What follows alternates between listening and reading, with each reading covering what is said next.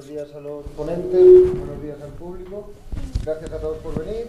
Bienvenidos a la 17 edición de los encuentros de filosofía que antes eran en Gijón y ahora son en Oviedo. Como les he dicho, vamos un poco tarde, así que la idea es que nos ciñamos a los tiempos. Fundamental.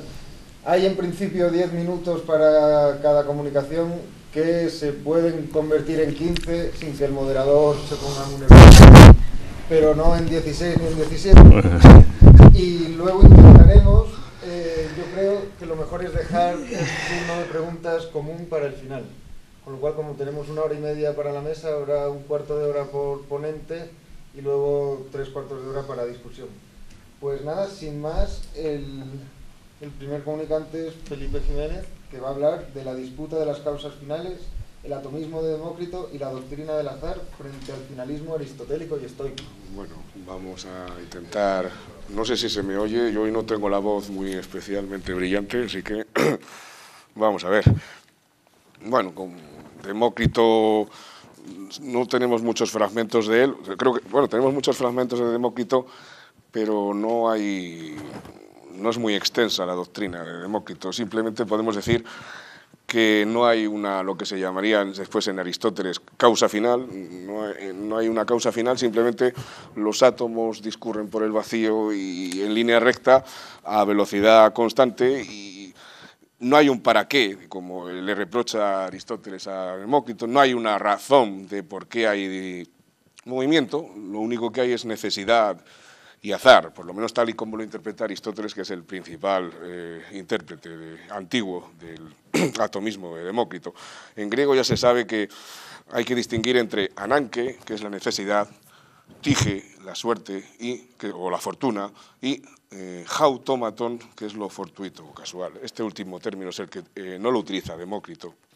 Aristóteles sostenía que los pensadores presocráticos no admitían la teleología en la naturaleza y que toda la causalidad la consideraban como causa necesaria y ciega, sin propósito ni finalidad.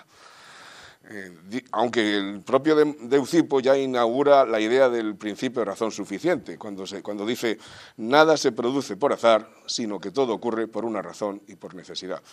Para Aristóteles hay que descartar un mecanicismo puro, entonces él dice que Aristóteles llama azar aquello que no es finalístico, entonces con lo cual está barriendo para casa, ¿no? Bueno, pues no hay causa final, no hay ningún principio inteligente de movimiento externo ni interno a los átomos y, bueno, podemos decir entonces que podríamos distinguir 3 situaciones posibles en todo esto. Las cosas suceden de un modo fortuito, por azar. Eso queda negado en el atomismo de Demócrito. En segundo lugar, las cosas suceden de manera finalista, teleológica, y hay una regularidad determinística legaliforme, pero teleológica, eso ocurriría en Aristóteles. Y por otro lado, en último lugar, las cosas suceden de manera necesaria, determinística, legaliforme, pero por una fuerza ateleológica sin finalidad, que esto sería la posición representada, a mi juicio, por Demócrito. La doctrina de Demócrito en torno a la causalidad comprendería los tres puntos siguientes. En primer lugar, todos y cada uno de los fenómenos están determinados. No existe algo semejante al azar. Si el término se usa en sentido absoluto u objetivo, Demócrito afirma que el azar es una causa oculta a la aprehensión humana, o sea que realmente no hay un azar objetivo. En segundo lugar, la noción de azar puede mantenerse y usarse en un sentido restringido para indicar una causa que es y que tiene que seguir siendo oscura para nosotros. Y en tercer lugar, la dificultad de comprensión de una causa semejante radica en el hecho de que ella es siempre, en la medida en que ello nos concierne, una más de entre un número indefinidamente amplio de posibilidades. Bueno, en un acosmismo como el de Demócrito, como no hay orden ni causalidad final, porque claro, el vacío es infinito y el número de átomos es infinito y encima los átomos tienen infinitas formas, pues evidentemente, claro, la conclusión a la que llegamos es que hay un determinismo mecanicista, no hay azar, aunque Aristóteles diga que hay azar porque todo aquello que no es finalístico para Aristóteles es azar. Y la tercera posibilidad esta de que el determinismo mecanicista la descarta Aristóteles, tal vez porque sea inconveniente para sus fines, ¿no? Vamos a hablar ahora del finalismo de Aristóteles. La idea es que, en el fondo, el fin, en cuanto apetecible como bien, es causalmente activo. El fin determina constitutivamente el acontecimiento, pues solo por su tendencia a un fin puede ser eficaz una causa eficiente. En el fondo, entonces, vamos a ver que el fin es, en el fondo, la verdadera causalidad en Aristóteles. La forma es el principio que configura y realiza la materia. Aquello que en cuanto esencial es el sustrato de las determinaciones accidentales es la substancia. La materia amorfa es la posibilidad de lo que ha llegado a ser real en una cosa dotada de forma. La causa final, en Aristóteles, es el para qué de algo. Esto es, aquello para lo que se hace algo. Y esa causa final, en el fondo, es la forma. La forma es la causa final, y en el fondo la causa final es la causa preeminente con respecto a las otras causas en Aristóteles. En el fondo la teleología es la causa que integra las restantes causas con la excepción de la causa material, ¿no? ¿Por qué hay causalidad final? Por el eidos, en la forma. La forma es el principio interno a su objeto natural, que es el fin del ser natural. En el fondo, todo ser natural tiende a su propia forma, o sea, tiende a él mismo. En el fondo, tienes que llegar a ser lo que tú ya eres en potencia. En el fondo, vamos, que el eidos es la causa final, pero también la causa formal, también es la que empuja y también es la que tira. Claro, el eidos es todo. Bueno, lo único que se le escaparía sería lo material, que es la causa en el fondo, vamos, sería el principio del azar, o de lo irracional, o de lo imprevisto, o de los monstruos, ¿no? Claro, entonces, en el fondo, la causa final es el bien de cada ente. El bien de cada ente es el mismo, claro. Entonces, por eso dice Santo Tomás que todo ente es bueno, claro. Procede de aquí, en el fondo, todo esto, ¿no? El eidos es una fuerza básica de la naturaleza es eidos, es un principio básico interno de cambio. En las plantas y en los seres vivos la forma es el aspecto que especifica la especie y que se reproduce idénticamente en cada paso en el cosmos eterno de los entes, y que como principio de la realidad de los seres vivos es también el origen próximo de su movimiento. Si ya atendemos al problema de la teleología natural, bueno, pues la tesis del señor Aristóteles es que la naturaleza es teleológica, tiene unos fines, nada es por azar, bueno, por lo menos hay azar, pero como una cosa marginal realmente. En el fondo, Aristóteles dice, si hay recurrencia, si hay repetición, si hay regularidad, si hay legaliformidad, hay teleología. Y como existe eso, tiene que haber teleología, entonces. El argumento que es de Aristóteles es que como hay repetición, hay teleología, hay causa final, ¿no? Dice, la physis es inmanente al ser natural. Entonces hay una analogía, por otro lado, además esto lo vamos a adelantar ya, entre la naturaleza y el arte. La naturaleza es teleológica, el arte es teleológico también. Entonces,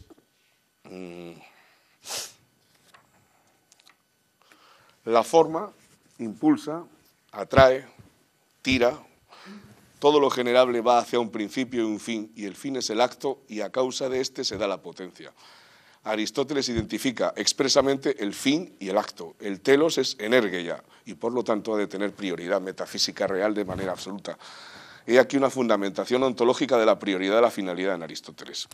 La conservación de la especie es lo que importa en cada ser vivo. Tienen que realizar cada cual su forma propia específica, que es una diferente para cada especie. Dice Aristóteles con cierta claridad, con cierta confusión, o según se entienda, dice, la naturaleza recibida a manera de generación es un camino hacia la naturaleza, porque su manera de ser no es como la de la medicación, que se llama camino no hacia la medicina, sino hacia la salud, pues es necesario que la curación o medicación exista por la medicina, pero no es esta la relación que va de la naturaleza a la naturaleza, sino que lo que nace viene o nace de algo y orientado a algo ¿A qué se orienta pues el nacer? No es a aquello de que proviene a lo que se orienta, sino a aquello a lo que está destinado. Así pues, la forma es la naturaleza. Entonces, en el fondo, en el mundo hay una intencionalidad. Todos los seres naturales tienen en sí mismos su principio de movimiento y reposo, generación y corrupción, y todos los seres vivos, y bueno, los que no están vivos también tienen una... Lo que ocurre es que en el caso del arte la finalidad está en el agente operatorio, y en cambio aquí la finalidad está inscrita inmanentemente en todos los seres vivos del universo, ¿no? El arte también es... Entonces el arte es una imitación de la naturaleza, ¿no? La naturaleza es inconsciente y el arte es consciente, pero por otro lado dice Aristóteles que la naturaleza no delibera y que el artista tampoco, porque algunas veces el artista se lo sabe todo de memoria y no tiene que pensar, ¿eh? El artista deliberaría a lo mejor al principio, inicialmente, pero después el artista en sus operaciones rutinarias no delibera, ¿no? El agente cuando hace algo lo piensa y se representa el fin que tiene que conseguir, pero a veces el agente no delibera en absoluto, debido a su completo conocimiento y dominio de su arte particular. En cualquiera de los dos casos, Aristóteles establece que todo aquello que es producido, ya sea por arte o por naturaleza, lleva consigo un orden racional. El arte, entonces, imita la naturaleza, y todo lo que hace la naturaleza, así como el pensamiento, es con vistas a un fin. Cuando hay orden y regularidad y frecuencia, como hemos dicho antes, eso es porque hay causa final. Entonces, arte y naturaleza, entonces, evidentemente, tienen eso en común, ¿no? La correspondencia existente entre lo teleológico y lo inteligible es reiterada continuamente por Aristóteles. En fin, todo esto tengo que ir un poco más deprisa. Bueno, en el fondo, la causalidad final universal, todo esto tiene sentido por el acto puro. El acto puro unifica todas las sustancias, cuando dice él, pros gen japanta sintetactai, todas las causas están coordinadas hacia uno, hacia el acto puro. Luego, claro, el acto puro tampoco es una cosa tan simple porque hay muchos actos puros. Como hay 55 esferas, en el Decaelo Aristóteles dice que tiene que haber un motor inmóvil en cada esfera, con lo cual el primer motor inmóvil mueve la primera esfera, pero claro, los otros primeros motores también funcionan. No sé cómo lo explico, no he entendido mucho eso porque si es el primer motor inmóvil, no sé si mueve realmente algo, porque claro, si tienen los otros motores, entonces el famoso monoteísmo de Aristóteles parece que deja mucho que desear. Bueno, si son motores inmóviles no se pueden mover, claro. Entonces, bueno, pues a lo mejor funcionan todos simultáneamente sin tener que comunicarse, ¿no? Vamos a pasar rápidamente al tema del estoicismo. En el estoicismo se da una situación muy curiosa porque el estoicismo procede a decir una cosa muy brutal, que es que solo hay una causa general. Esta causa general se expresa de múltiples maneras y entonces los estoicos les vale igual un roto que un descosido porque puede funcionar como causa eficiente, puede funcionar como causa final. Algunas veces ellos niegan explícitamente que haya causa final. Otras veces, claro, con la providencia, pues hay causa final. Entonces, bueno, de aquí ha salido gente como Spinoza, que ahí la causa final desaparece. O ha salido gente como Leibniz, que dice, bueno, sí, Leibniz pues es otro individuo que hace malabarismos con la causa eficiente y la causa final dice que no son incompatibles. Los estoicos también pensaban que no eran incompatibles la causa final y la causa eficiente, porque esta causalidad universal estricta en el fondo servía al bien de todas las criaturas o de todos los entes, ¿no? Hay una determinación causal completa y total de hasta los más mínimos detalles del universo. Esto es una causa única, como hemos dicho antes, que obra de varios modos o que de varios modos puede interpretarse, claro. Según afirma Crisipo, el destino es la razón del universo o también la razón de las cosas administradas en el mundo por la providencia o incluso la razón por la cual se han producido los acontecimientos pasados o se producen los acontecimientos presentes y se producirán los acontecimientos futuros. Hay una serie de pruebas físicas que ellos tienen, que han pasado luego a la historia de la filosofía y de la teodicea. Primera, el principio de causalidad es la razón universal que gobierna el mundo. Todas las cosas se producen según el destino. Este destino es la providencia. Es una administración divina del universo Y bueno, todo efecto tiene una causa, toda la causa precede al efecto, o sea que esto es mucho más cerrado que el determinismo en Aristóteles. Segundo, el principio de simpatía universal, que todo conspira, todo está conectado con todo, lo llaman ellos sinankasmenon, causal, o sea, es el encadenamiento, concatenación universal. Y luego, por último, el principio de finalidad, que no queda excluido. Dice, todo cuanto sucede en la naturaleza tiende a un fin preestablecido por la razón o logos universal, que siempre intenta lo mejor. Luego hay unas pruebas lógicas que están bastante bien. Por ejemplo, toda proposición o verdadera o falsa. Si hay un movimiento sin causa, toda proposición no será o verdadera o falsa, porque aquello que no tenga causa eficiente no será ni verdadero ni falso. Sin embargo, toda proposición es o verdadera o falsa, por consiguiente no existe el movimiento sin causa. Si ello es así, todo lo que sucede lo es por causas antecedentes y sucede por el destino. O sea, la lógica y la ontología están perfectamente enganchadas aquí. En segundo lugar, una proposición verdadera lo es desde toda la eternidad y su contradictoria es falsa. Por lo tanto, hay verdades necesarias eternas y su verdad excluye la posibilidad de sus contrarios. Y en tercer lugar, solo son posibles desde la eternidad los acontecimientos que llegan a realizarse. Cuando una cosa imposible se ha realizado, posible ya se ha realizado, ya es necesaria y su contraria se convierte en imposible. Entonces, bueno, yo pienso que podría hablarse de una suerte de enlace diamérico entre causalidad eficiente y final en el caso del estoicismo, porque como ellos nunca hablan explícitamente de causa final, el logos, bueno, claro... Que lo dejemos aquí, porque además ese último... yo creo que es muy relevante ese último para el resto del Congreso, y ya son 15 minutos, bueno, y creo que... Lo siento muchísimo y vale, vamos... Tengo que concluir entonces, vale.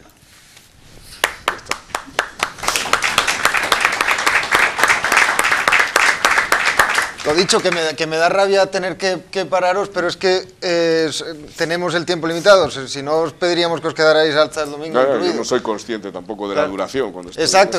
Eso. En el programa decía 10 minutos por persona, lo hemos ampliado a 15. Yo les pediría a los ponentes que piensen en la comunicación como es imposible desarrollar en forma una tesis. Pues como dar ideas para la discusión en el Congreso. Es lo único a lo que se puede aspirar en 10 o 15 minutos. Pero bueno, muchísimas gracias en todo caso. Y el siguiente ponente, es Luis Carlos. Apuntes sobre las ideas de finalidad y teleología en Spinoza.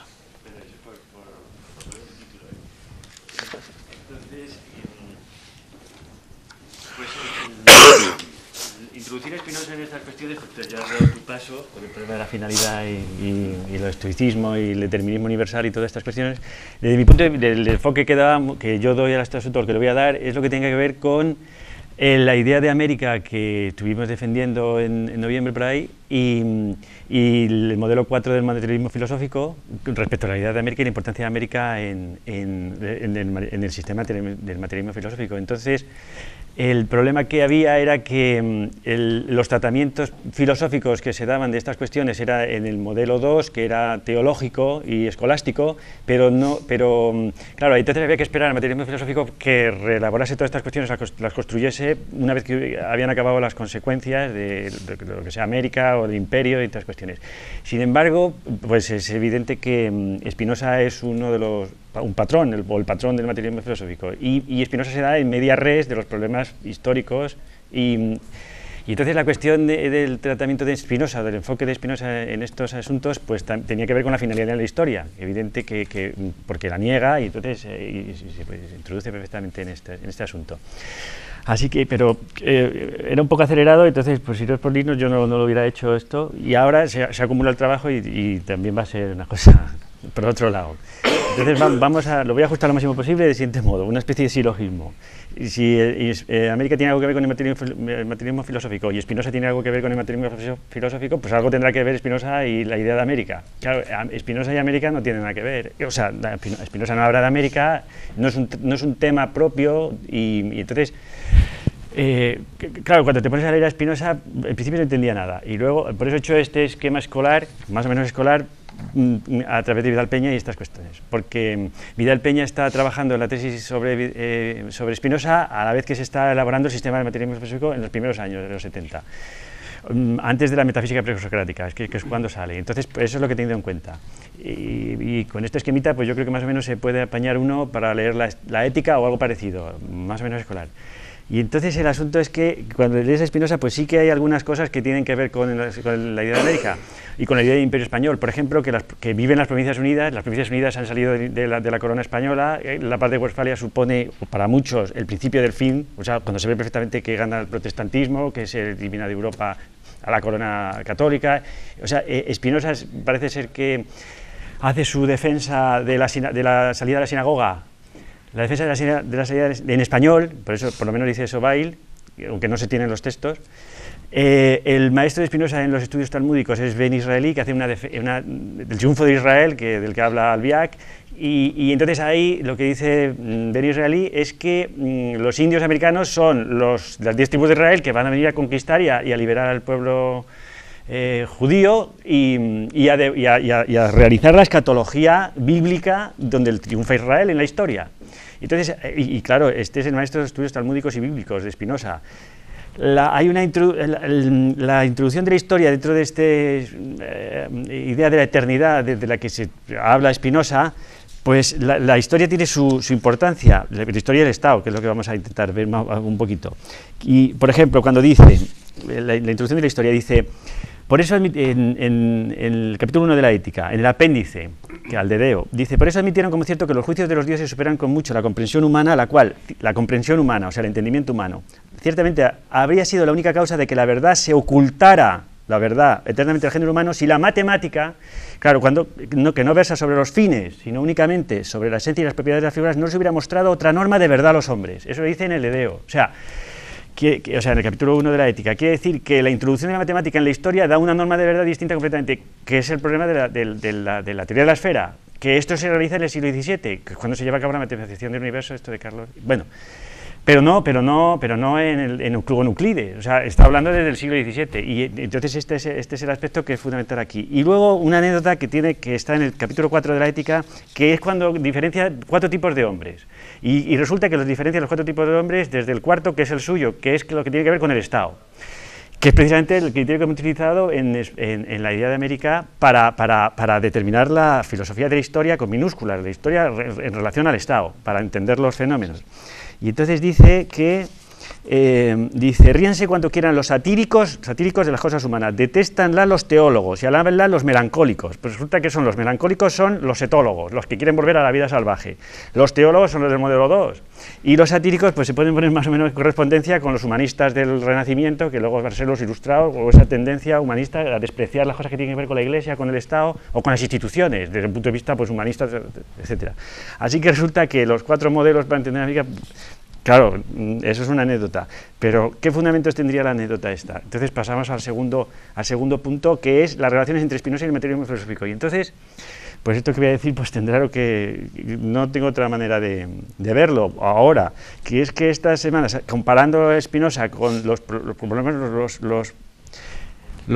el principio del sistema de materialismo filosófico en los ensayos materialistas y en el papel de la filosofía, pues que, vamos, ya no había manera, yo por lo menos no tengo manera son las mismas ideas, con la única diferencia que el sistema de Spinoza está dialectrizado, o sea, o por lo menos así me aparece a mí. Entonces, claro, esto había que ir cosa por cosa demostrándolo, ahora no se puede.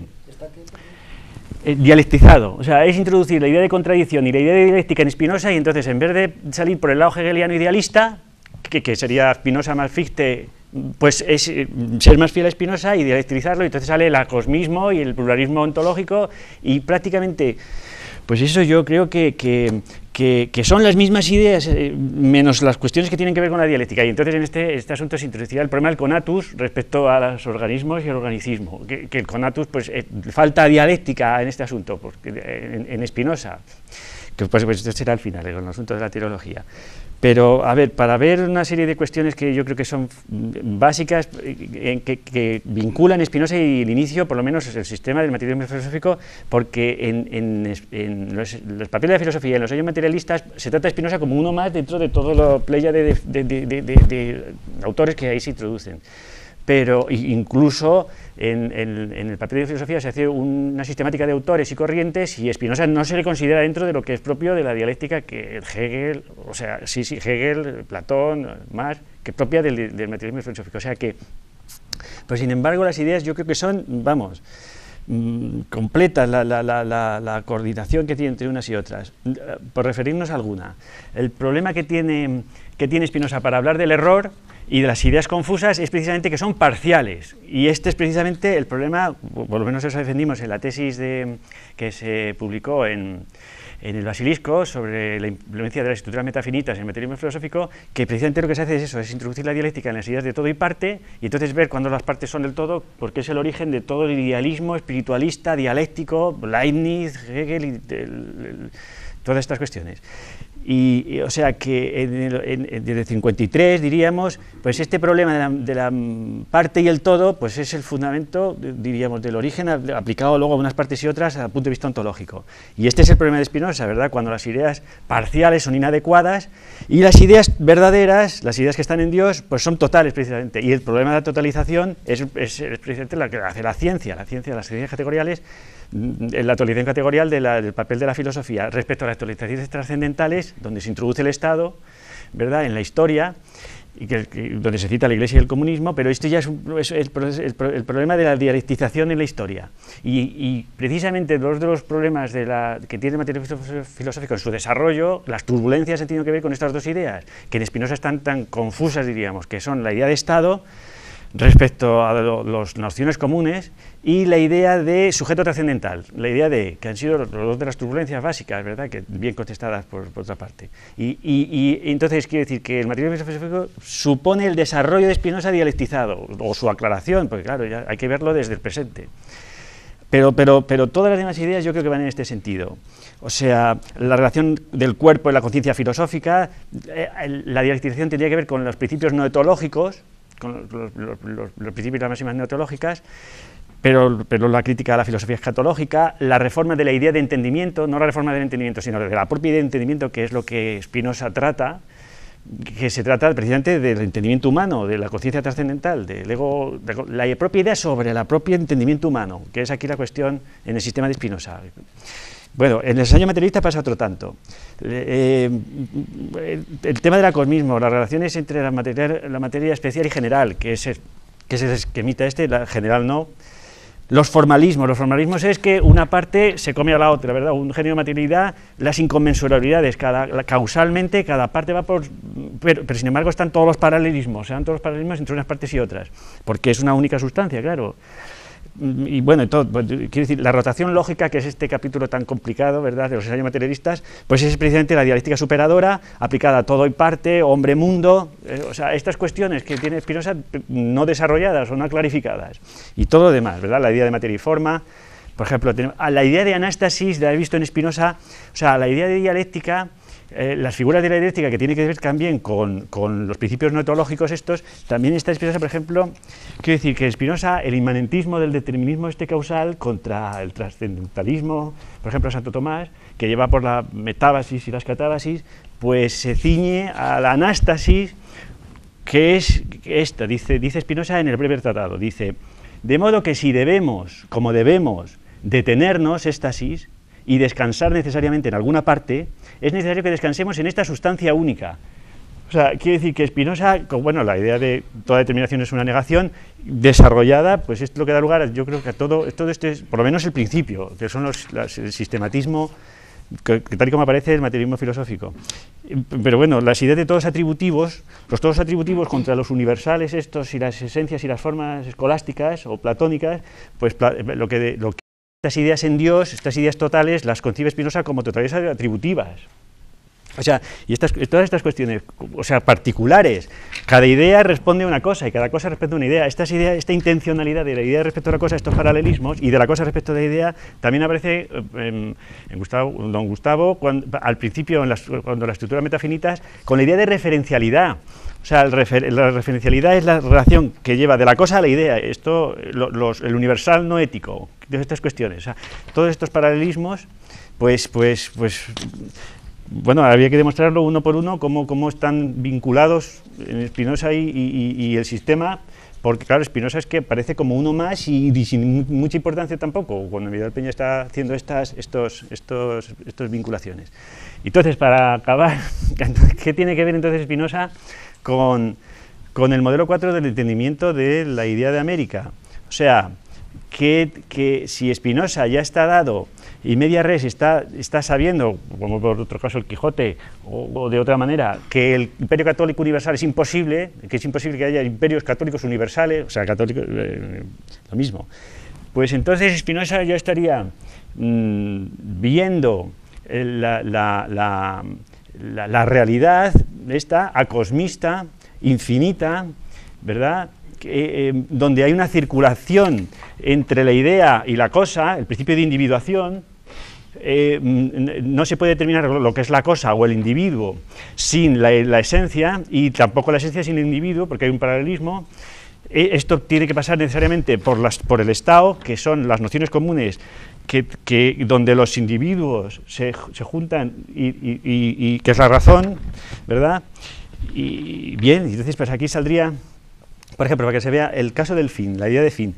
El determinismo en Spinoza elimina la idea de fin, pero elimina la idea de fin providencial, de Dios. La crítica a la idea de fin se da en el apéndice del capítulo 1, que es sobre Dios, pero luego recupera la idea de fin en el capítulo 4, cuando habla de que es necesario que los hombres tengan proposiciones, ¿verdad?, betaoperatorias. Pero este fin no es más que la causa eficiente, que es el deseo. Entonces el deseo es el conatus, y entonces pues, este tipo de cuestiones, la interpretación, bueno, quiero decir, la inversión teológica que supone el ego trascendental, incluido dentro de la materia trascendental, pues esta es la interpretación de la Biblia del Tratado Teológico Político completo, ¿verdad?, que es que, vamos a leer un texto o dos y termino, que es cuando dice, pues el método de interpretación, la interpretación de la Biblia. El método de interpretación de la naturaleza consiste en extraer de ella, como de datos seguros, las definiciones de las cosas naturales. Así también, para interpretar la Escritura, o sea, la palabra de Dios, es necesario diseñar, es construir una historia verídica y deducir de ella, cual de datos, principios y ciertos, la mente de los autores de la Escritura, como una consecuencia lógica. O sea, no se trata de un adecuacionismo entre el historiador y el que hace la historia, sino que tienes que construir y deducir desde Ética, la consecuencia de EMIC, lo que los escritores o los propios constructores, lo que hace la historia, piensa. O sea, quiero decir que están de forma, pues no desarrollada los principios básicos, pues yo creo, para entender la idea de Estado imprescindible completamente.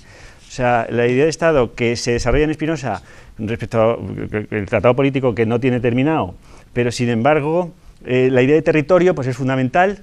Claro, el Estado, si es una idea, tiene que tener una cosa de la que es idea, si no, no puede ser idea, no hay idea sin cosa, entonces tiene que ser territorio necesariamente. Bien, pues estas son las cuestiones. Había que acabar con la idea de conatus, que yo creo que es la clave aquí del asunto. Muy bien, nada.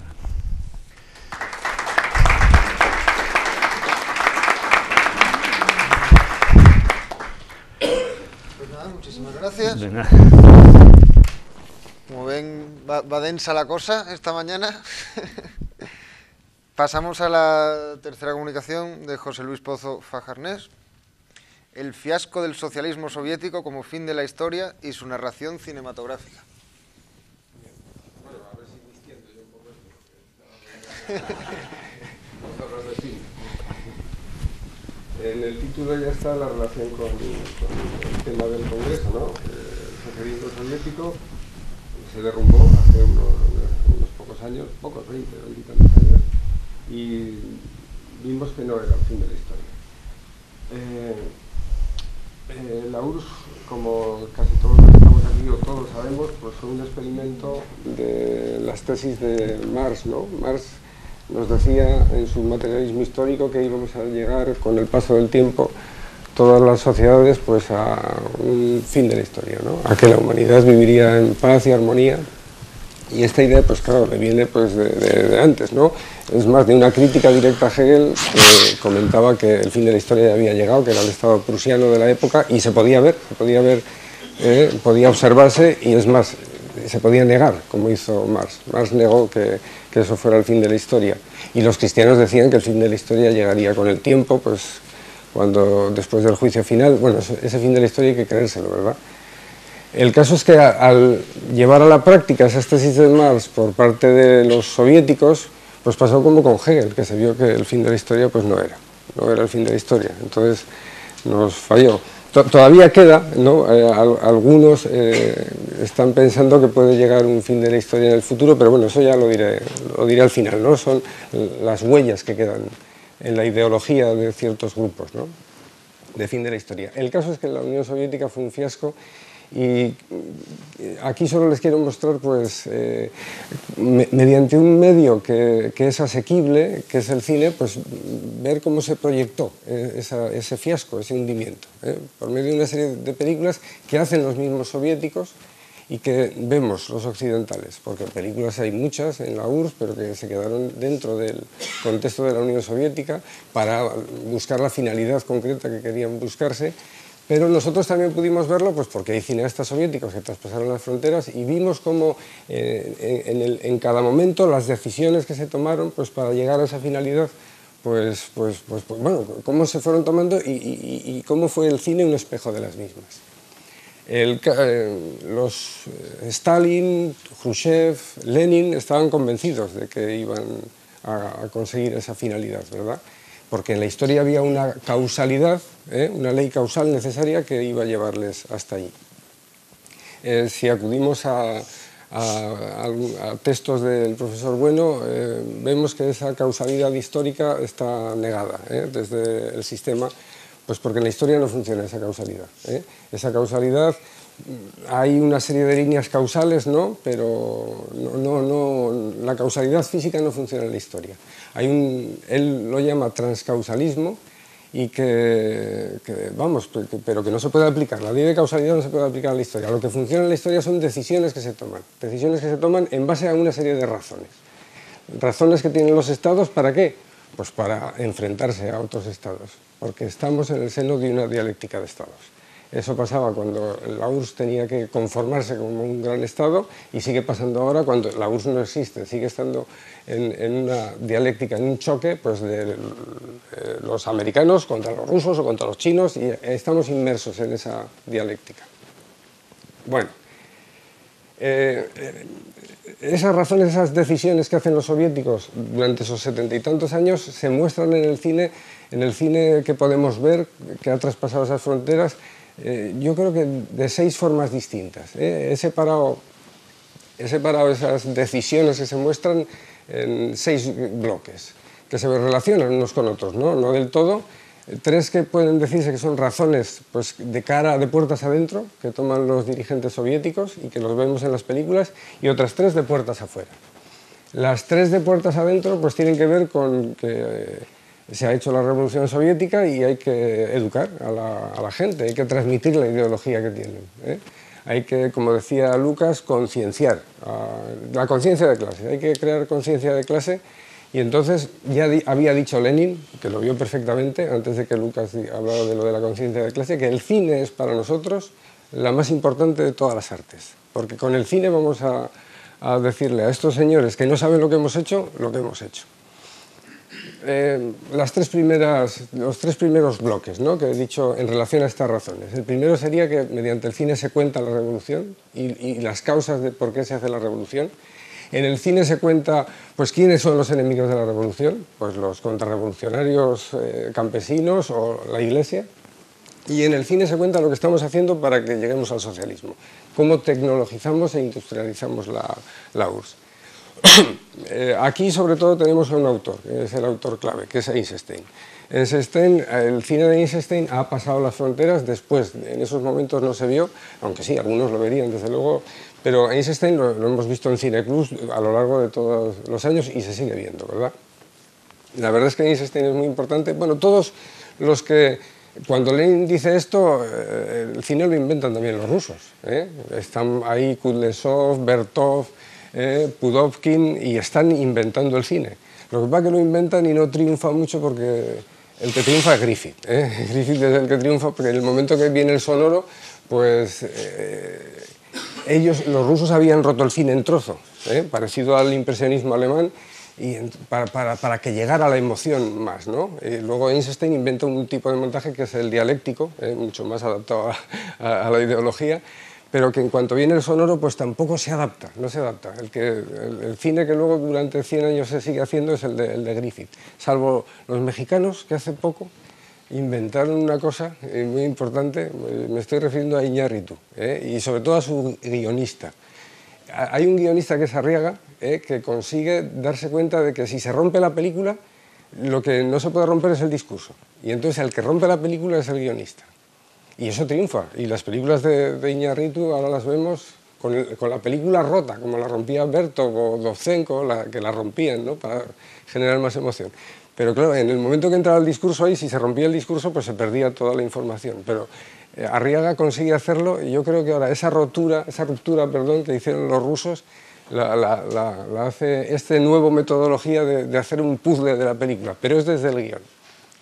Y además yo creo que más Arriaga que Iñárritu, porque Arriaga luego hace guiones para Tommy Lee Jones, y bueno, y el Topo, si lo han visto la última, que es de un autor alemán, también utiliza la misma metodología, ¿no? O sea, romper la película como hacían los rusos, pero ya ahora con la palabra, Pero la palabra, todas esas rupturas siguen manteniendo sentido. Bueno, que me voy. El tema es, los rusos hacen cine y cuentan la revolución, y en el tema de la revolución pues tenemos películas de Eisenstein en el año 24, La huelga, no voy a entrar en ellas ni voy a contar porque seguro que las conocen. Potiemkin, el acorazado Potiemkin, y desde luego que Octubre. La película de Octubre, que es ya el contar la revolución. La huelga es anteriores, los por qué tuvimos que hacerla, y Octubre es esto es lo que hemos hecho. Si atendemos a ver quiénes son los enemigos de la revolución que ya está consolidada, pues podemos acudir a Iván el Terrible, de Eisenstein también, o a películas... Hay una de Dovzhenko también muy interesante, La Tierra, pero que también... Estas tres se relacionan bastante. En La Tierra también nos cuenta Dovzhenko lo que tenían que hacer para llegar al socialismo, que es industrializar. Y tanto La Tierra como esta otra, que es muy importante, de Eisenstein, Lo viejo y lo nuevo, pues nos cuentan cómo se industrializa el campo. De un pueblo donde hay terratenientes que no quieren mover nada, porque ellos son los que controlan la situación, pues se hace un sovkhoz y una industria de leche. Bueno, eso lo vemos, ¿no?, los occidentales, porque hay un aparato de propaganda, pues que si hay hambrunas o se hacen las barbaridades que hizo Stalin, pues se muestran siempre campesinos ricos, muy bien, muy limpios.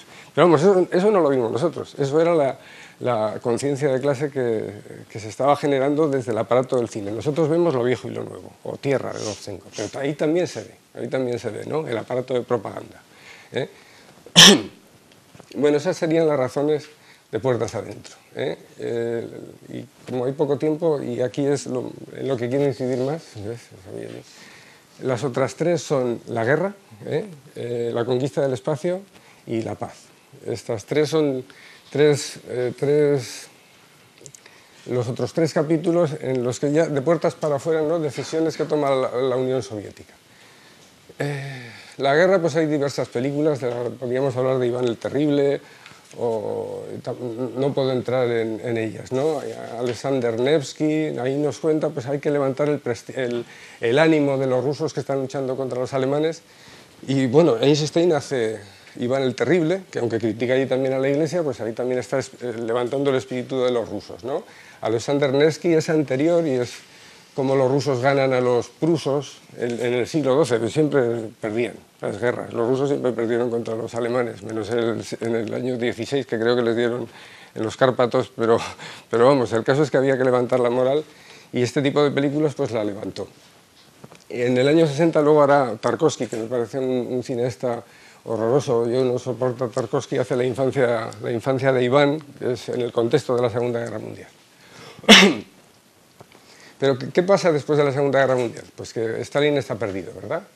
Y entonces, ¿por qué está perdido Stalin? Porque tienen la bomba atómica los americanos. Entonces, estas tres razones todas se coordinan un poco, porque ¿qué hace Stalin en los años 50? Bueno, algo que nos cuenta, lo podemos leer en La Vuelta a la Caverna, ¿no? Trata de unificar a todos los que no tienen bomba atómica contra los que la tienen, pues el desarme. La política de la paz es una constante desde los años 50 hasta ahora, hay una continuación, se puede decir, es lo que queda todavía, en la ideología de los que todavía consideran el fin de la historia. Yo creo que está esa política que surge con Stalin en los años 50 de paz y de desarme. La guerra espacial en ese contexto también va paralela a la misma, ¿no? La carrera del espacio va paralela a estas razones, ¿no?, que tienen los rusos, y ante el 2001 Odisea del espacio, por ejemplo, hace Solaris, también Tarkovsky, es la única que soporto, de Tarkovsky, me encanta. Lo que pasa es que Solaris es una película en vez de ciencia ficción, de metafísica ficción, ¿no? Porque no se puede contar de qué va, pero es el uno de Plotino, el primer motor de Aristóteles está ahí. Lo que pasa es que es metafísica ficción porque es corpóreo, ¿no? Pero bueno, si eso ya podemos hablar de Solaris. Voy a las de la paz, que son las más interesantes, ¿no? La política de paz que está marcando el Estado soviético desde los años 50, ahí la Unión Soviética todavía está creciendo, pero bueno, a partir de los 60 todos los soviéticos saben que se está yendo a pique. Y continúan esa política de paz, de puertas afuera, aunque declaren la guerra, vamos, quieran controlar Oriente y estén en Afganistán entrando, o sea, es paralelo. Dicen que paz, pero también hay que hacer la guerra. En Cannes gana la película esta de La balada del soldado, no, esa gana el BAFTA el año 60. En Cannes, ¿cuál gana? Sí, Cuando pasan las cigüeñas. Dos películas antimilitaristas, dos películas pacifistas. Y la más importante para mí es Siberiada. Siberiada, yo recuerdo en los años 80 que yo estaba en el PC Punto, se pasaba en la película Siberiada como si fuera el libro rojo de Mao, los que eran comunistas. Y Siberiada, aparte de que sea una película pacifista, a mí me parece una película que tiene que ver con el nacimiento también de los movimientos ecologistas. Los movimientos ecologistas también se puede decir que surgen, bueno, ya habían surgido antes, ¿no? Greenpeace desde el 71, pero en España todos los que eran del PC, todos los trotskistas, todos los que se quedaron luego sin referente, se hicieron casi todos o pacifistas o ecologistas, ¿no? Y esta película Siberiada, bueno, a mí me parece una de las más interesantes, de las más sintomáticas para toda esa transformación que se dio. La Unión Soviética cae y se mantienen estos movimientos pacifistas y estos movimientos ecologistas, y hay una conexión. Yo quería mostrar, aunque con este tiempo no se puede mostrar, ¿no?, la conexión que se da entre estos movimientos actuales ecologistas y pacifistas con la política de paz y también ecológica que implica, ¿no?, esta política de los soviéticos durante 50 años, ¿no? El desarme. Hay una serie de libros, por ejemplo, de los 80, que cuando el año 89 yo dejé de ser el comunista, que todos tienen que ver con la paz, vamos, que me fui del partido, y yo tenía todos estos libros, ¿no? Libros de la Novosti y de la editorial Progreso, que todos hablan de la paz, escritos por Khrushchev, por todos, ¿no? Escritos en español, hechos en Rusia. Yo me acuerdo del 89 leía a Vázquez Montalbán, y el invierno del 89-90 yo fui quemándolos en la estufa, todos estos libros. Bueno, el mito de la humanidad sigue estando en estos que ya no tienen la Unión Soviética como referente, ¿no? El mito de la paz, pues, no sé, los sindicalistas de la huelga de ayer deben de estar convencidos de que podemos llegar a un estadio donde haya paz mundial y todos nos llevemos, vamos, y el hombre haya justicia, ¿no? Y luego los pacifistas también, aunque de una manera distinta, ¿no? El mito de la naturaleza, que también se hace potente en esos años, y que creo que tiene una conexión directa, pues, con esa política soviética, que aquí es muy difícil. Yo creo que no he sabido explicarlo, pero bueno, ahí se queda escrito. Con este tiempo no se puede hacer más. Me parece que se ha terminado, ¿no?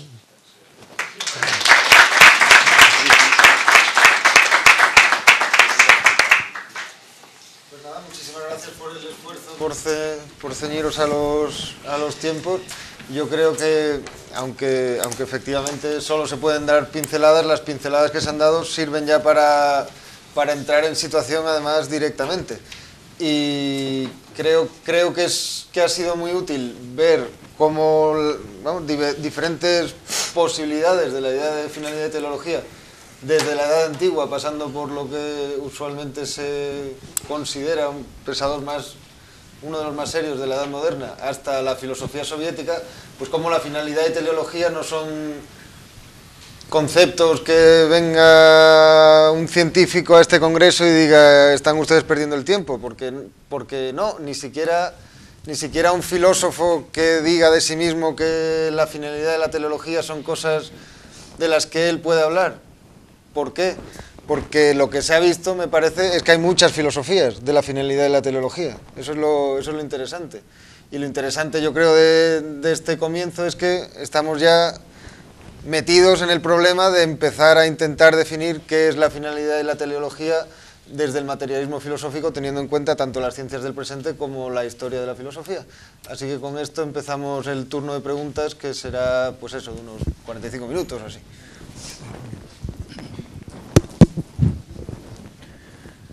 Bueno, yo voy a hacer un brevísimo comentario. Primero, felicitando a los organizadores de este acto de haber empezado por estos temas, porque efectivamente yo creo que casi constituyen un sistema de coordenadas necesarios, claro. Todo el mundo recordamos y hemos leído a Aristóteles o a Panecio, en fin, y hemos leído las películas soviéticas, todo el mundo, pero sin embargo la perspectiva histórica aquí es fundamental, porque si no yo creo que estamos perdidos. O sea que ha sido un acierto, y además esta propuesta, esta decisión de empezar por estas comunicaciones está avalada por los contenidos, que son realmente interesantes. Voy a decir simplemente dos o tres comentarios para dejar que el público hable. A Felipe realmente hay que felicitarle por su contundencia en la exposición de Aristóteles y de los estoicos, sus contraposiciones, ¿verdad? Me parece muy bien, además ha manejado los textos perfectamente, muy bien. Y únicamente, no en plan de objeción, sino simplemente de comentario, de consideración, o de cómo vería yo el problema que ha planteado, uno de los problemas, a saber, pues que Aristóteles, lo del acto puro, que Aristóteles admite varios actos puros, está pensando en los astros, etcétera, bien. Y que entonces no se ve claro cómo el primer motor de los 57 motores, y así sucesivamente, el segundo cielo y esto, de los animales, bien. A mí me parece que y por tanto no queda muy clara después la contraposición con los estoicos, ¿verdad? A mí me parece que muchos de los problemas que Felipe de interpretación interpreta, o plantea o sobreentiende, tienen que ver con la famosa analogía del ser. Es decir, porque el acto puro no es creador, sobre todo esta cuestión. El acto puro no es creador ni conoce el mundo. Naturalmente esto es muy discutible también entre los filólogos. Pero yo parto del supuesto de que Aristóteles, y en lo que se diferencia el aristotelismo del cristianismo, claro, que introduce un Dios creador. El Dios de Aristóteles es eterno, pero el mundo también es eterno. Y entonces, ¿qué ocurre? Pues que precisamente por ser eterno hay repetición continua.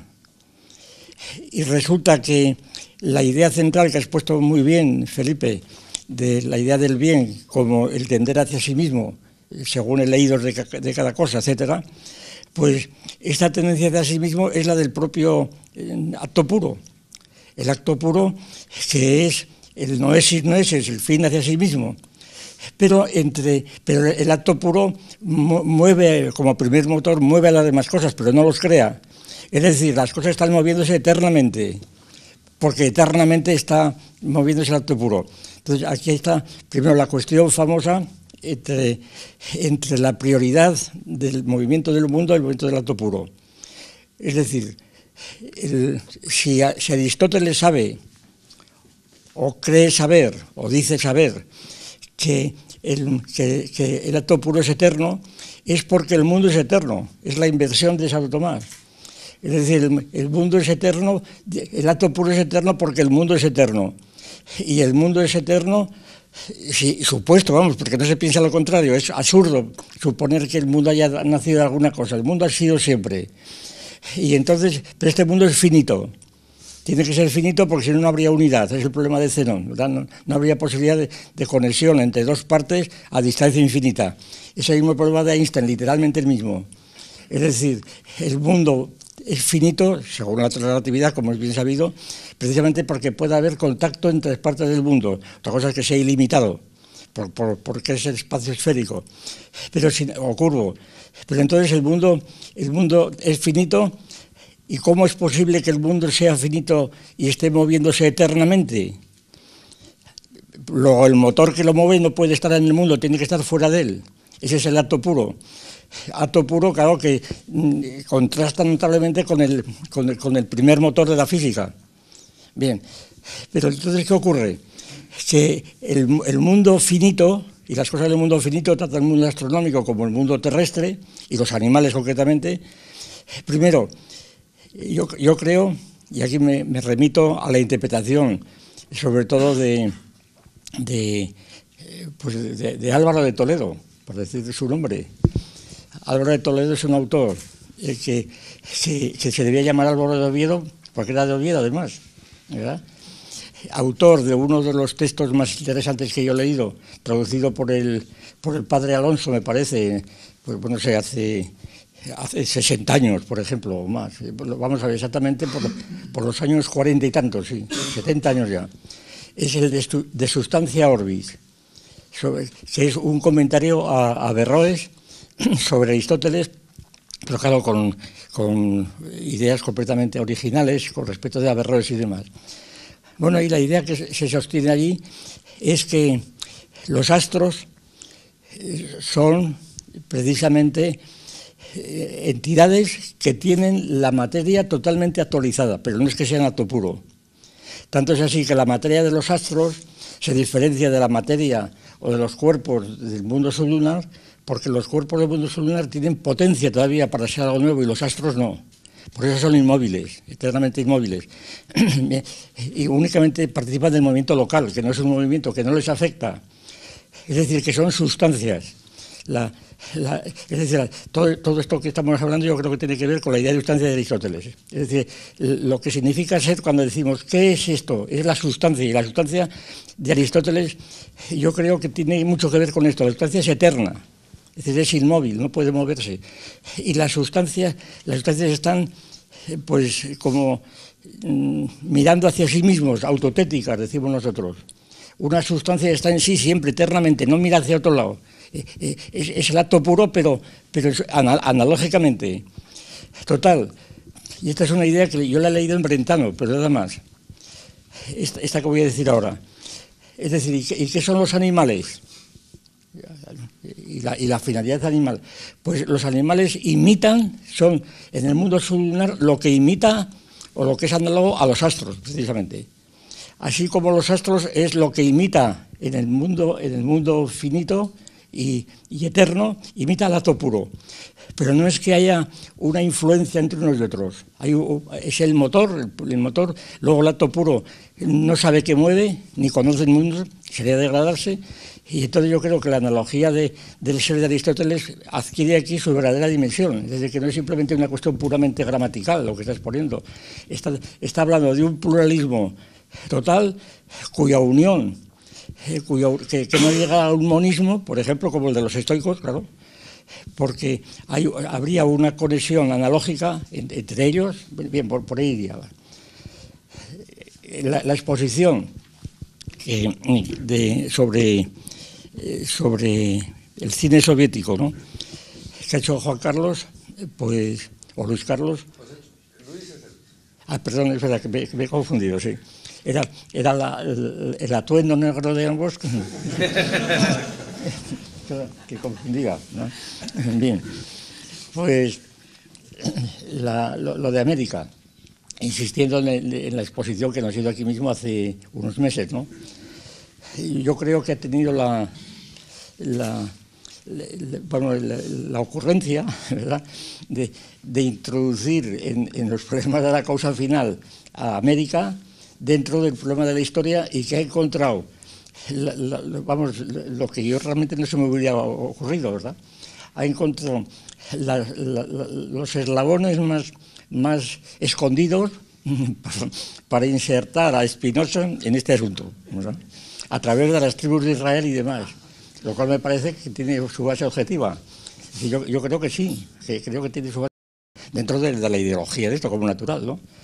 Y entonces, pues yo por lo demás no puedo en detalle todo lo que he explicado, porque esto tiene que explicarlo más en detalle, porque es tal cantidad de cosas que están aquí implicadas que yo simplemente felicitarle por esta ocurrencia, que además está muy en línea con todas las interpretaciones que él va haciendo, y me parece muy bien todo lo que descubre en el matrimonio filosófico de Spinoza, pues bienvenido sea, ¿verdad?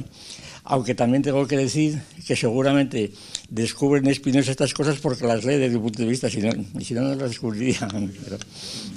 Pero vamos, eso es lo de menos, eso es natural. Bien. Bueno, y para qué hablar de la exposición de Fajarnés. Bueno, yo sé que Fajarnés es el segundo apellido, pero es que Fajarnés, no sé por qué, pues por unos libros de texto de un catedrático de Zaragoza, sí, que no me acuerdo. Debe ser familia, soy de allí. Sí, pues es escolástico. Es que yo tengo que el señor que en este momento no sé, me parece que era de Derecho, ¿no? Yo creo que era de Filosofía. Yo es que encontré un Fajarnés una vez.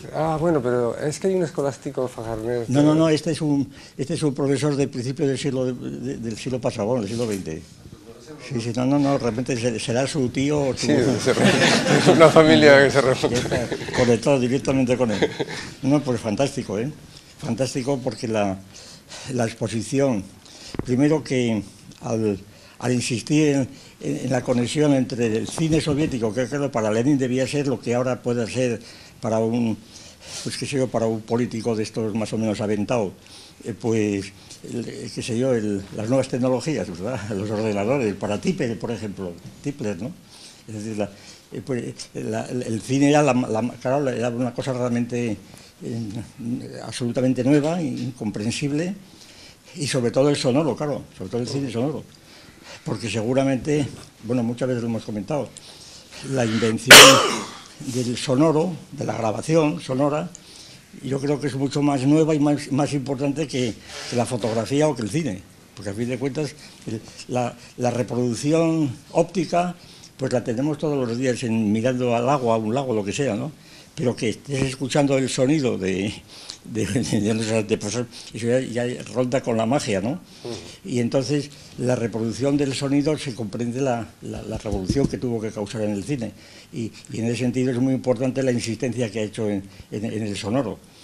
Y naturalmente pues esta clasificación de todas estas películas que todos habremos visto más o menos con otra perspectiva, yo creo que indica muy bien, porque al mismo tiempo es una corroboración de lo que pudo ser la Unión Soviética, de las ideas todavía vivas, efectivamente, vivas y coleando, ¿verdad? Ha citado la huelga de ayer escuché yo declaraciones de estos grandes sindicalistas que parecían de la época de qué sé yo, de Lenin, ¿verdad? Era lo mismo, era el pueblo, ¿verdad? La unidad del pueblo, etcétera. Es decir, estas cosas están vivas completamente en mucha gente, y por tanto en el contexto que las he expuesto pues se ven claramente estas evidencias metafísicas, ¿verdad?, que decía él, con la ideología, con el cine, que son todos cuentos, para decirlo en lenguaje mariano. Y yo creo que entonces es de una utilidad crítica grande, aunque inútil, porque esto no convencerá absolutamente a nadie. Es decir, si aquí hubiera algún sindicalista de él, le llamarían facha inmediatamente, fascista, ¿verdad?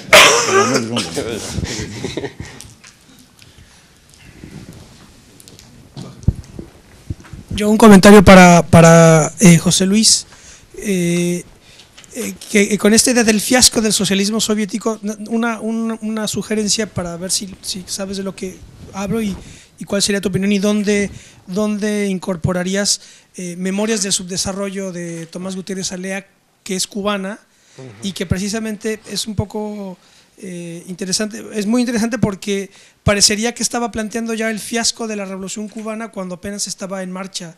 Es que no he visto Memorias del Desarrollo, correcto, perdóname, no lo he visto. Es que es muy interesante. He oído hablar a muchos y tal, y son de las 800 películas que tengo por ver en casa, claro. o no, pero no la he visto todavía. Sí, es que me interesaría el esquema que estabas que nos sugeriste para ver, porque esta película me parece que está filmada en el 68 o el 69, pero trata del 61, que es cuando hacen la constitución socialista, y entonces empiezan a migrar los cubanos para Miami, y entonces el personaje, la clave es el personaje, es un intelectual burgués, digamos, que entiende lo que está pasando con la revolución, pero sabe que va a fracasar. Te prometo que la voy a ver en estos días de vacaciones y te escribo en alguna.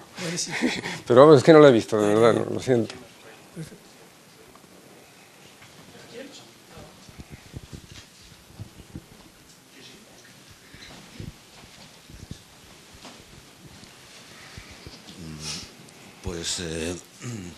Pues nada, agradecer a los ponentes sus aportaciones y con gran brevedad, pues simplemente plantear una cuestión que veremos en qué sentido, bueno, esto lo tendrán que decirlo ellos, en qué sentido pues puede plantear conexiones, por extraño que parezca, pues acaso con las heterogéneas temáticas que se han tratado, y que es la relación entre los modos de racionalismo que representan Spinoza y Marx,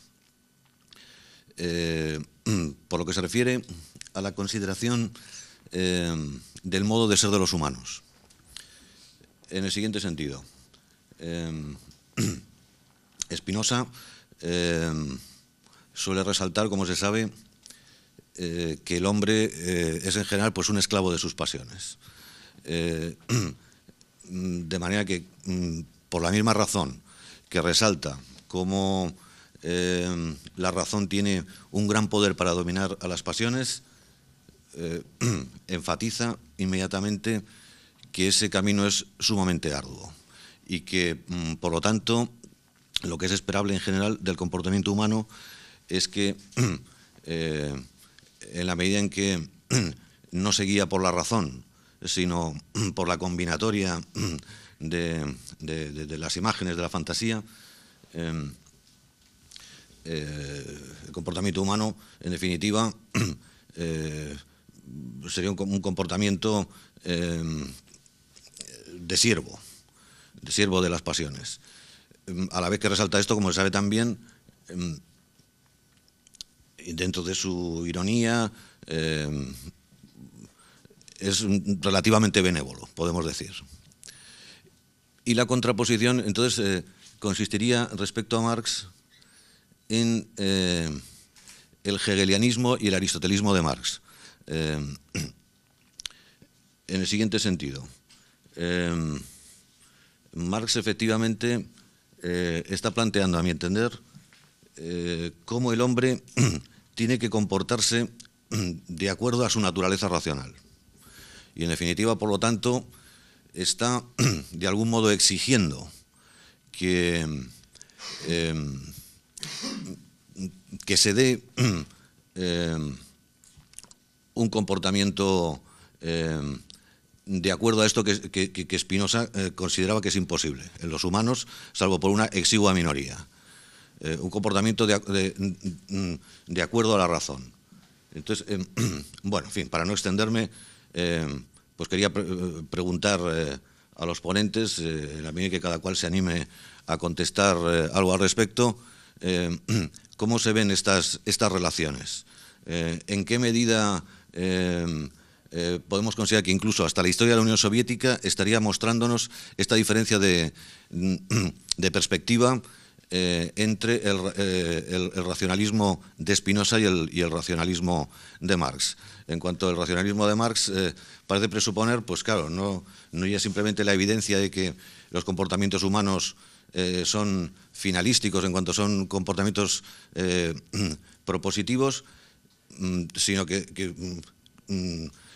habría algo así como también una teleología histórica, de suerte que sería forzoso el triunfo de la razón en la historia, que daría lugar pues, a ese fin de la prehistoria al que Marx se refiere en sus textos famosos.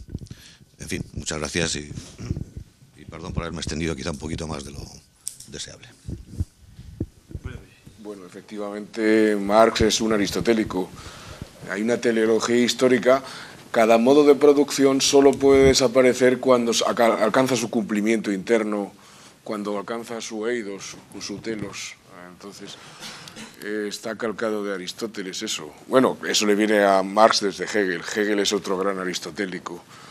Entonces, todo modo de producción tiene en sí mismo, en potencia, el paso al siguiente estadio que superará a ese mismo modo de producción. Todo modo de producción tiene en sí mismo unos elementos contradictorios que son clases sociales que están en lucha y que están creando las condiciones para la propia superación de ese mismo modo de producción en otro modo de producción y así continuamente. Eso es la teleología de Marx. Eso siempre se lo digo yo a mis alumnos, ¿no? Que Marx es un gran aristotélico. No hay una caída, no hay una acción desde fuera como en Platón. Marx juega también a ser Platón también cuando elabora una doctrina que tiene que implantarla en la realidad, como dice Lenin, en la conciencia de clase, que se inyecta desde fuera por parte de una élite de hombres sabios y juiciosos, filósofos profesionales, a la clase obrera, porque la clase obrera no da para más que para ganar 4 o 5 euros. Entonces, eso es el platonismo, pero por otro lado hay un aristotelismo, cuando dice Marx, ojo, el comunismo parte de premisas realmente existentes en la sociedad burguesa. El comunismo no es un plan, como en Platón, no es un comunismo filosófico, es un comunismo inmanentista. O sea, en el capitalismo están las semillas, los logoi y espermaticoi, que van a dar lugar al socialismo. Entonces el marxismo juega a las dos barajas. Bueno, juega a ser Platón como el Partido Comunista en los países del este, que sabían mucha dialéctica, eran muy sabios todos, y eran los filósofos. Y luego tenían los demiurgos que estaban trabajando todo el día produciendo plusvalía para el Estado socialista. Y por otro lado, lees la obra de Marx y está ahí el aristotelismo operando vía Hegel, ¿no? Eso es lo que yo creo, ¿no? Bueno, yo sí, de acuerdo. Esa crítica de la de Popper de una sociedad abierta.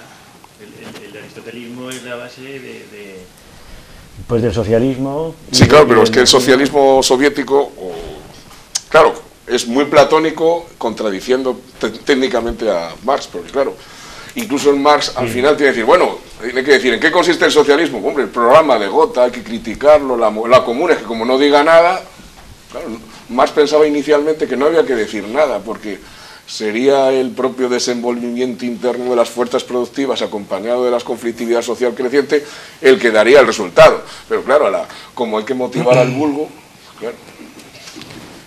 ¿Qué pasa? A mí se me ocurre, a mí se me ocurre solo una cuestión, ¿no? Que Spinoza, aunque sea racionalista, ¿no? Idealista, en toda la relación directa de Sale, ¿no? Creo que tiene más los pies en la tierra que Marx, por ejemplo. Pese a que él sea el materialista de nombre, ¿no? Pues me parece en este aspecto podría decir que es más materialista Spinoza, pues porque creo entender que la idea que tiene de justicia, por ejemplo, ¿no? Spinoza es terrena, solo se puede dar en la ciudad de Dios y la justicia, bueno, igual estoy diciendo una barbaridad, es el pueblo en armas, que es la idea escolástica de cómo hay que organizarse bien, para que haya justicia, si el tirano está haciendo injusticia, pues el pueblo lo tira, lo que decía Molina o Suárez, ¿no? Mariano, quiero decir. Lo tira, pero la justicia está aquí, presente. Sin embargo, en Marx la justicia está en el fin de la historia, ¿no? O sea que es más materialista. Vamos, yo... Sí, esto, si puedo intervenir, me está trayendo a la memoria... 15 segundos.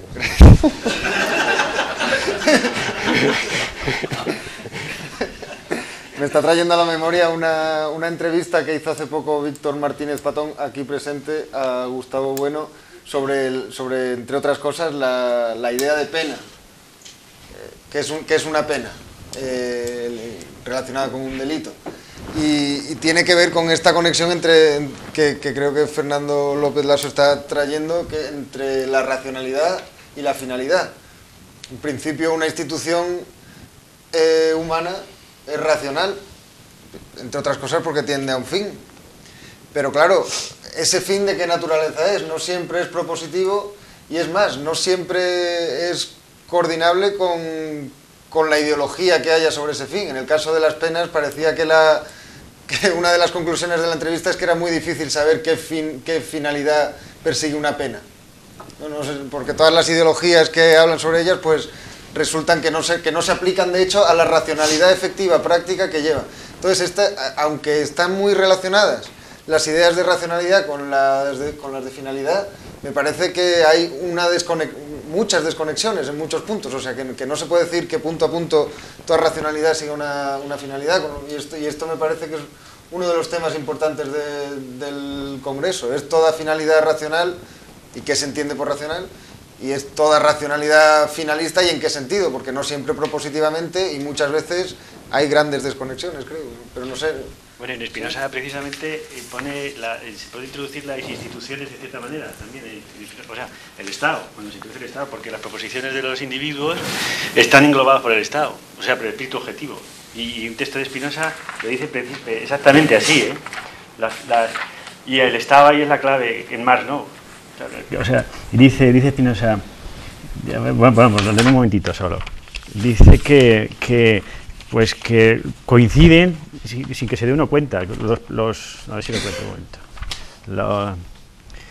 Dice, cualquiera que sea en efecto, en el Tratado Teológico Político, dice, cualquiera que sea en efecto el motivo por el cual un hombre, sea porque teme la pena, o porque espere conseguir algo, o porque ama la patria, o porque le impele cualquier otro sentimiento, decide según su propio juicio. Y dice, y sin embargo obra por mandato de la suprema potestad. Claro, una vez que se incorporan unos individuos con otros en el Estado, pues entonces ya el fin pues ya está determinado por el funcionamiento de la institución. Claro, porque el fin es, en Spinoza, la causa eficiente, el deseo, en el individuo, pero en el Estado, pues ya, quiere decir que esto es beta operatorio y alfa operatorio, pues está presente completamente. Sí, y ahí, si se me permite, tiene que ver también con la inversión teológica, porque es el mismo esquema que se aplicaba a la libertad humana con respecto a la omnipotencia y omnisciencia divina. Es que, claro, pues eso. No, la libertad la niega Spinoza precisamente cuando niega a Dios. Sí, sí. O sea, luego cuando introduce las pasiones ya tiene que meterla otra vez, porque ya hay fines y bienes, pero son imaginarios, claro. Sí, un poco en el sentido de esa pregunta también. Mi pregunta sería de que si, tomando como referencia el aristotelismo, el estoicismo, el espinosismo y el materialismo marxista, ¿cómo el materialismo filosófico ven ustedes que toma de estas doctrinas diferentes filosóficas los aspectos materialistas, ¿no? Cómo diferenciar ese aspecto materialista, idealista, y cómo la pretensión o el fin que tiene la propia teoría de la ciencia o nociología o ontología del materialismo filosófico es desprenderse de todos esos aspectos idealistas y tomar lo materialista de cada teoría, ¿no? Y cómo pretende ser el materialismo filosófico realmente un materialismo puro, ¿no? O realmente si hay indicios de idealismo que se pueden encontrar contradicciones en la propia doctrina del materialismo filosófico, tomando como referencia estas diferentes doctrinas que se han expuesto en lo que tienen de la idea que se ha planteado aquí algunas veces de materialismo como pluralismo o como discontinuidad, ¿no?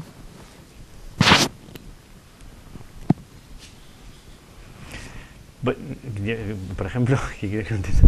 Pues yo lo que veo que, por ejemplo, en Spinoza, lo que decíamos con Hegel, pues la dialectización de Spinoza en el sistema, Hegel dice que ser filósofo es ser espinosista, pero sin embargo luego lo niega porque introduce todo el sistema este lo introduce es como un desarrollo del espíritu del hombre, del espíritu absoluto, que es Dios.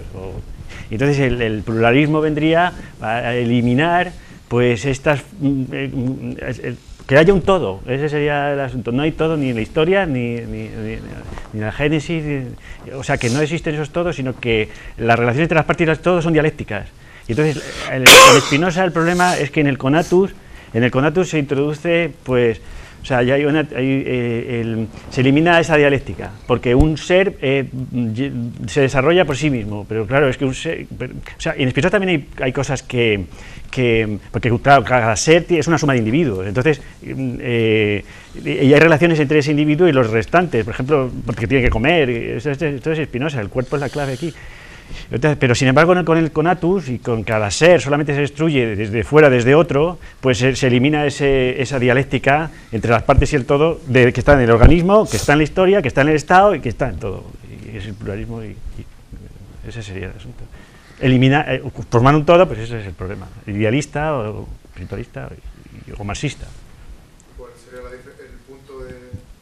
¿Cuál sería el punto de diferencia entonces entre tomar aspectos de una doctrina como el espinosismo, que sería materialista, y eliminar el idealismo, ¿no?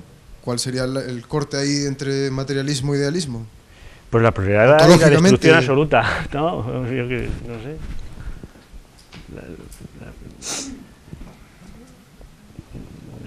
No, bueno, me siento un poco aludido, Sebastián, y voy a decir dos cosas al respecto. Primero, en relación con esto del todo y las partes. Claro, yo creo que, por lo menos muchas veces lo hemos comentado, que una de las claves del materialismo filosófico es, primero, vincular el todo al cuerpo. Es decir, idea que por otra parte es escolástica, es de Santo Tomás. Por lo menos Santo Tomás lo utiliza alguna vez. Es decir, solamente puede haber un todo con partes si nos referimos a todos corpóreos. Y entonces, estas totalidades corpóreas, bueno, y el segundo aspecto es que las totalidades tienen que ser recurrentes, es decir, esta dialéctica, es decir, que el todo a su vez tiene partes que a su vez es un todo, etcétera, etcétera. Y entonces aquí los dos límites que caben es el todo sin partes y las partes sin todo, ¿no? Es decir, el todo sin partes, el átomo, que es una idea puramente metafísica ya, claro, es una idea límite, y lo otro lo mismo. Es decir, por tanto, el universo no es un todo. Eso es. No es un todo porque no tiene entorno. Fuera de él no hay nada, por lo menos que sepamos, ¿no? Y entonces, pues la idea de todo y parte resulta una idea peligrosísima cuando se está hablando, pues esto, cuando no se definen los parámetros de cada unidad. El caso de Spinoza, lo del conatus, por ejemplo, yo muchas veces he subrayado la diferencia enorme que precisamente a cuenta de las ideas de finalidad y de totalidad, tiene que la idea del conatus de Spinoza es una idea completamente pues reflejada y con respecto a una referencia de totalidades individuales ya parametrizadas, por ejemplo, pues un hombre, un animal, lo que fuera, un ser viviente. Pero es que un organismo, ¿verdad? Un mamífero a su vez está compuesto de células y cada una de ellas tiene lo mismo, y entonces no decimos nada.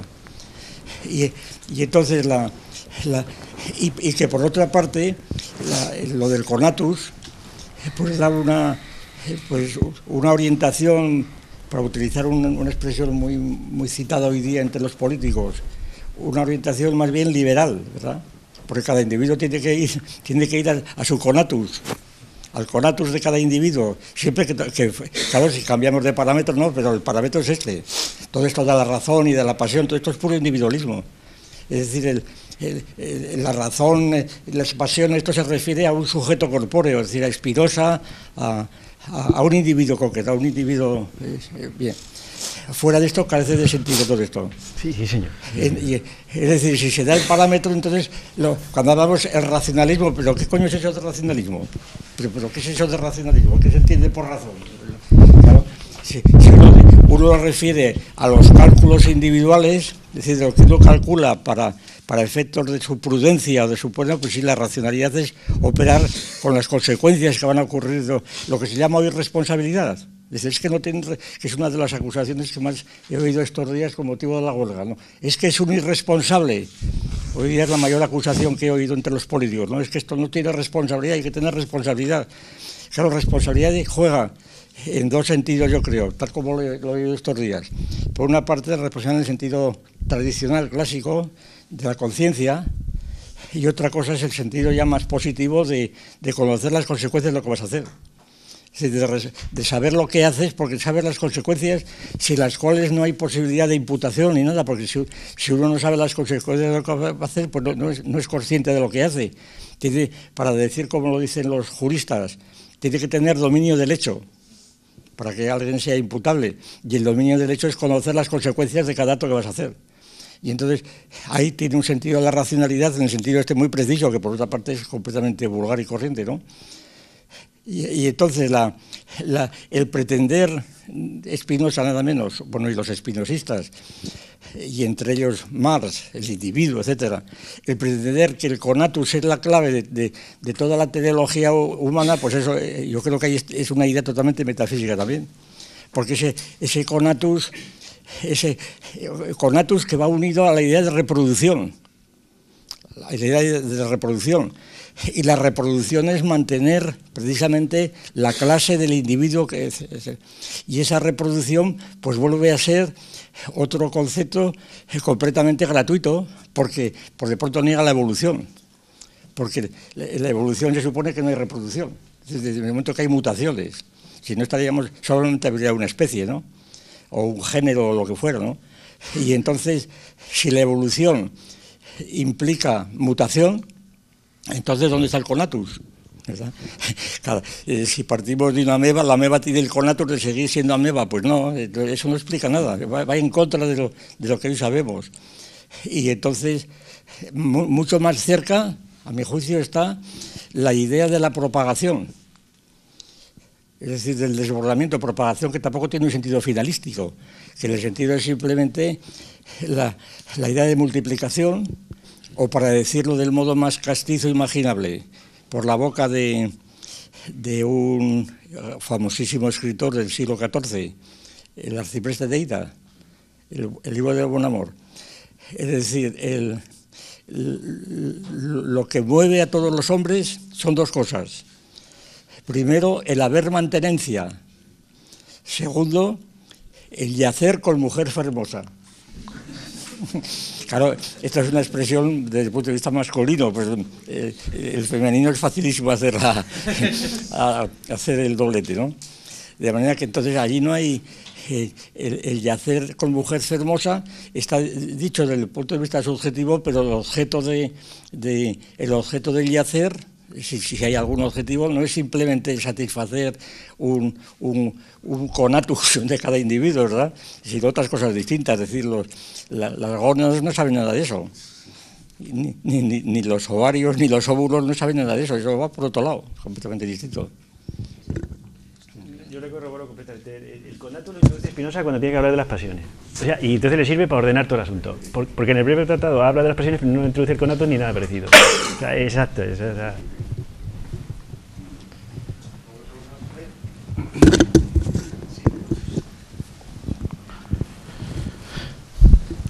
Yo al primer ponente, aunque no sea tema específico de su conferencia, sí tiene implicaciones para ella, y es lo siguiente: sobre la mecánica clásica, el tema de la teleología y el determinismo, etcétera. En la obra clásica de Laplace, El sistema del mundo, que toma como título o el último capítulo de la filosofía natural de Newton, se establece que lo más que se puede decir, o esa es la impresión que obtiene el lector, es que se puede determinar la posición y la velocidad de un astro, de un móvil en el firmamento, ¿no? Y a partir de ahí y todo lo demás pues sería ilusorio.